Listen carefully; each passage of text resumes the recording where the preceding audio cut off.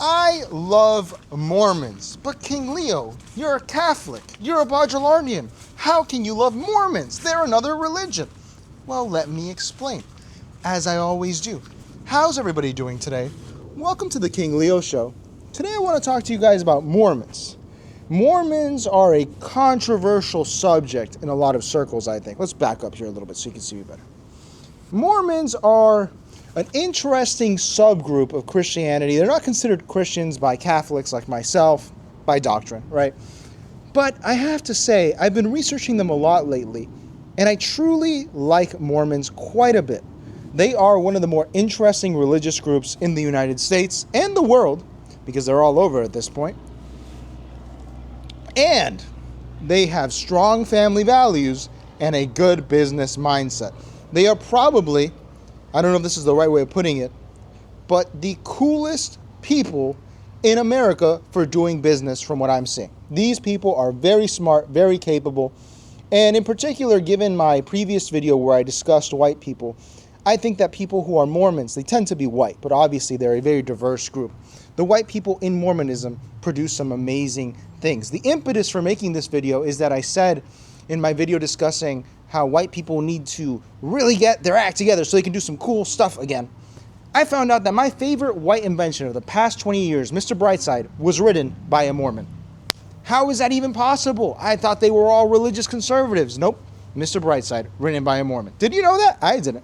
Before we continue, please like, comment, and subscribe. But as always, remember the 2 rules of the King Leo channel. Rule number 1, we do not talk about the King Leo show. And rule number 2, we do not talk about the King Leo show. You must be blessed by the algorithm. How's everybody doing today? I'm doing so good I can hardly handle it. How about yourself? Happy Friday, everyone. You can really feel the pull of the weekend. Today I'm here to talk to you guys about Mormons. I was reading about their history, and they really are probably the first postmodern religion. I know that's a weird way of putting it because there were some before that were postmodern, but Mormons are the people that found it the easiest way to explain away any inconsistencies in their doctrine. As we all know, Mormonism was founded by Joseph Smith in the 19th century, and he wrote these books, the Book of Mormon, where he made archaeological claims about the history of the Hebrew tribes in the United States.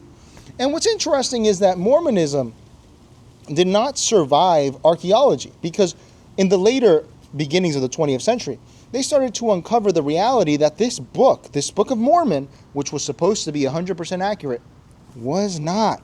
What did they do? Did they sit back in crisis and cry and dissolve their religion? No, what they decided to do was say, well, look, what he meant was more metaphorical and your science is actually wrong because before Pangea, these things were together, and for that reason, it actually does apply how it says in the book, but you're wrong. But that didn't really work out. And eventually what the Mormons settled on, which is what they believe today, is that the book's accuracy doesn't matter. What matters is the outcomes, and the outcomes are glorious. Did you know that Mormons are the richest religious group in the planet? Some people say the Catholics are richer in secret, but the Mormons are very, very rich. Why are they so rich? It's because they hired this guy, this business leader, to invest the 10% tithe that all the Mormons pay. And they put it into real estate, stocks, investments. I found out here in Florida, Mormons are some of the largest landowners in the state, and they produce from the most effective farms for cattle in the whole state. They produce the most cattle in Florida, the Mormons. I'm eating Mormon beef all the time and I don't even know it. Think about that. The Mormons are making money and they're making our lives better by keeping beef cheap. What other religion can say that they're doing that they are raising beef for everyone? Look, I studied the views on Mormons that other people have. They're actually the second most negatively viewed religious group in the United States, behind evangelicals. And if you talk to Mormons, they have a suspicion of Gentiles like myself, because they think that we can either go from loving to hating them on a dime, very quick. But I think it's high time that we appreciate Mormons for what they are. Everyone knows that Mormons are good neighbors. Everyone knows that Mormons are very nice people. I mean, if you've ever interacted with them, they're pretty cool. They usually speak a foreign language because they have one of the most effective language schools in the world for their missionaries. They're genuinely curious about you because obviously they want to proselytize and convert you. But But putting that aside, they're very nice, they're very kind. What more could you ask for in our modern society? A nice, decent group of people. They have a uniform in terms of haircut and how they dress. They always look good. They're an interesting looking people, the descendants of largely Dutch settlers to the United States. I mean, come on, man. This religion to me seems to be like the Nation of Islam for white people. It is such a cool religion. Imagine, they actually improve your life financially and everything as long as you comply with their rules. I'm not trying to convert you. I would probably never convert to Mormonism. They have some wacky beliefs. But that's aside. That doesn't matter. What I'm trying to get at here today is that we should really appreciate Mormons. They built Utah. They built a whole state. What other religious group besides Catholics with Maryland or Protestants with the rest of the original 13 colonies can say they built a state? And they did it much later than everyone else. They went to war with the government. They fought in World War I. They fought in World War II. They are fully integrated into the United States. They have politicians, Mitt Romney, their president in Mexico. I mean, guys, these people are geniuses. They truly are the smartest religion in the U.S., in my view. Maybe I'm wrong, but it seems like it is that way.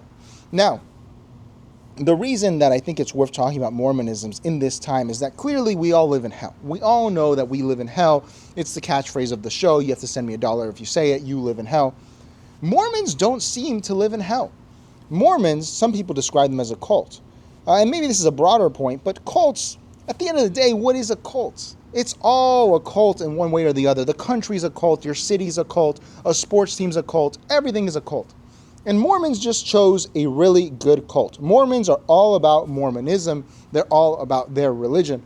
And that's something to respect. That sense of community that comes from Mormonism, that sense of satiatedness, if that's the word, that sense of being satisfied with your life, that safety net that they provide their people. They have a free grocery store, a grocery store that's free for Gentiles and Mormons alike in Utah, in Salt Lake City. Everything that the socialists in the U.S. are trying to do, DSA people, and everything that the MAGA people, the right-wing people in the USA are trying to do, the Mormons do for their own people. All the good stuff that you want, free health care, free grocery stores, I don't know, what is the right one? Nice looking people, conformity, a uniform. The Mormons do it for their people. This is truly something to admire. In this age where there's this cynicism that comes towards Mormonism that I really dislike. I never like when people make fun of people's religions, right? When they made that play, Book of Mormon, I was very young, I didn't remember it. Why would you pick on this group? This group is so cool. This group is actually nice. They actually help their people get ahead.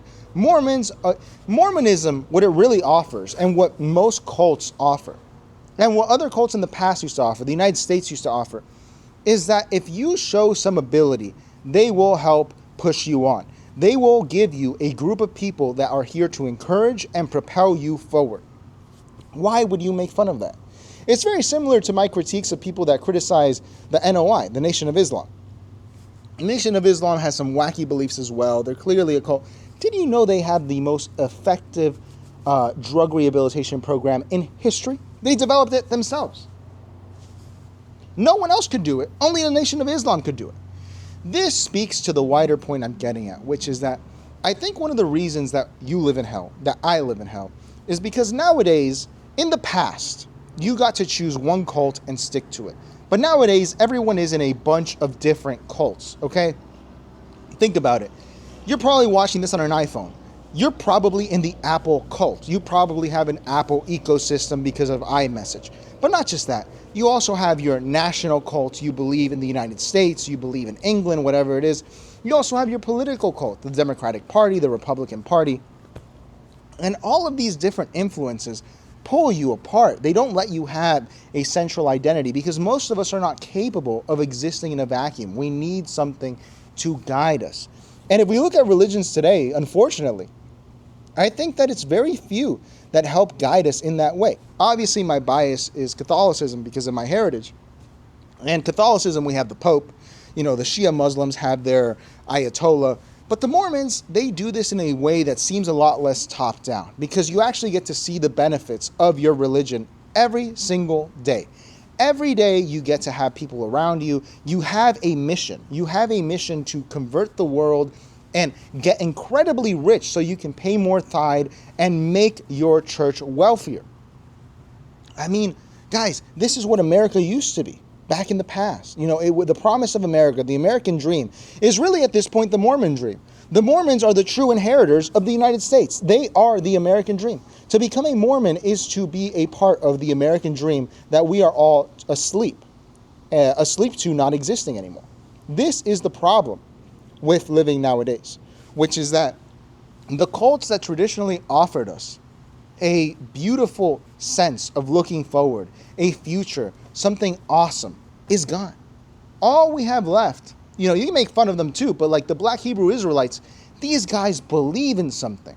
They have a group of people that will defend them. They get on street corners and they yell at you, but they have a purpose. And that's what Mormonism and cults like it, if we're going to call it that. We'll call everything a cult.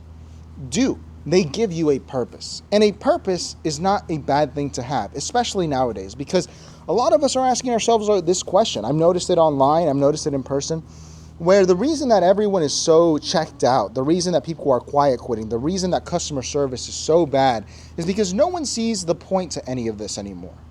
Everyone after COVID is saying, what is the point? This can all be taken away from me. There's no reason to continue. The Mormons don't have that problem, man. The Mormons don't have that problem. The Black Hebrew Israelites, they don't have that problem. They do not have that problem. Nation of Islam does not have that problem. We may disagree with their beliefs. We may think that they're whack jobs. But at the end of the day, we have to look at their results. Does your community make the most productive cattle farms in the state of Florida? I don't think so. Does your community still produce beautiful temples all over the world? Probably not. They're probably all legacy. I mean, if you're a Protestant, your churches are going up for auction and becoming nightclubs. Like that's even crazier. So when you look at Mormons, and you'll find a lot of ex-Mormons online that are very critical of the group, what I struggle to see is how they say that the Mormons seem to have stolen something from them, whether it be time or critical thought. You don't need any of that. Those are all products of modernity. These are all things of post-modernity that just hurt us, okay? This is why the Amish are so admired in the U.S., even though I kind of disagree with that admiration. But the Amish have a community. They have something to be around. They reject modern medicine, like the Rastafarians or the Jehovah's Witnesses. They reject all of that. But you know what? They have each other, and they have their doctrine, and they have their people. Do you have a doctrine? Do you have your people? Do you have each other? You probably don't. You probably live in an apartment in a city where you're making $100K a year at best. You're not doing great. You try to go out and meet people, but everyone's so alienated and isolated that it's hard to meet someone you really connect with. It's very hard to meet someone of the opposite sex for you because, things are so messed up with this podcast, red pill architecture that exists, the whatever podcast and all this crap that's just dividing men and women. Your parents and you, maybe you don't get along like you used to because there's some intergenerational resentment because of housing prices or whatever. Mormons don't have that problem. Only you have that problem. And you have that problem because you're so smart. You're so much smarter than the Mormons with their wacky beliefs. You're so much smarter. Well, you know what? The Mormons wrote Mr. Brightside. Have you written Mr. Brightside? I bet you haven't even written, the White Album. You haven't written something as good as the White Album. And that's because you don't have a group of people around you that will help you out. This is also one of the reasons that I don't really join this bandwagon of hating on the Scientologists and Scientology. Scientology may be a wacky belief. There may be problems in the Scientologist church. But at the end of the day, whenever I go to a Scientologist community, and there are some in Florida, like Clearwater or Ybor City and Tampa, all the buildings are beautiful. The people get along that are Scientologists. Everyone is happy. And even if it's a mask, it's a better mask than the mask you have to put on to clock into your lawyer job in the city. It is a better way of existing. There is no problem with simply admitting that things are not doing well. I'm not telling you to become a Mormon. I don't think that it's something that I don't mesh with it. I don't get it. I don't believe it, right? But what I'm saying is that before you, the smartest boys in the room, South Park, Trevor and Matt, before they make fun of Mormonism, before you go laugh at their religion in a play, which they embrace, by the way, they don't even care about that because they know that their stuff is tight. They know their shit's tight. Maybe consider that your life may be lacking something. And Mormons do not have that lack. Maybe Mormons can focus on raising nice, beautiful families because they're not worried about the grocery bills because they have a free grocery store if things go bad. They're not worried about career trajectory because they have a whole university that their church pays for them. The Harvard of the West, BYU. This is what I'm saying, is that you may be angry at these people for some irrational reason, but at the end of the day, it speaks more to the sadness in you than to their delusion, if you want to call it that. Their delusion is more real, is more productive than whatever you cling to. You cling to the United States, to Donald Trump, to Joe Biden. You cling to this identity. The Mormons don't have to do that, man.